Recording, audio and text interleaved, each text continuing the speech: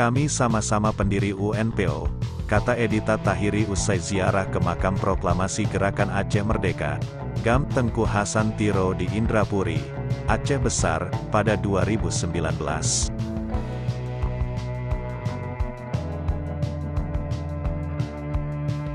Edita Tahiri dan pemimpin Kosovo sudah lama memproklamirkan kemerdekaan. Setelah Kosovo merdeka pada tanggal 17 Februari tahun 2008, Edita menjabat sebagai Wakil Perdana Menteri Kosovo dan Menteri Dialog bekas Yugoslavia.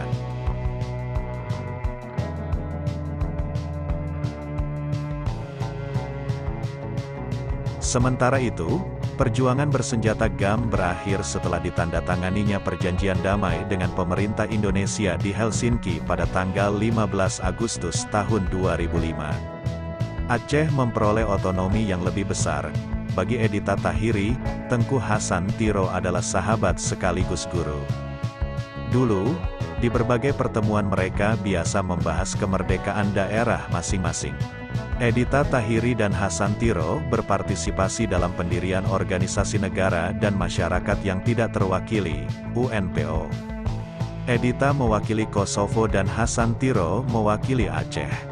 Kami adalah bagian dari gerakan yang sama di dalam organisasi UNPO, ujarnya kepada awak media. Di sana kami banyak berdiskusi, berinteraksi dan berbagi pengalaman, berbagi ide dan strategi bagaimana memajukan keadaan agar masyarakat kita semakin dekat dengan kebebasan. UNPO secara resmi didirikan pada bulan Februari tahun 1991 di Den Haag, Belanda, oleh perwakilan dari Aceh, Kosovo, masyarakat adat dari Australia, Armenia, dan lain-lain. Beberapa mantan anggota independen UNPO kemudian bergabung dengan PBB. Menurut situs webnya, UNPO didirikan untuk memberikan suara yang lebih besar kepada komunitas yang kurang terwakili dan terpinggirkan di seluruh dunia dan untuk membela hak mereka untuk menentukan nasib sendiri.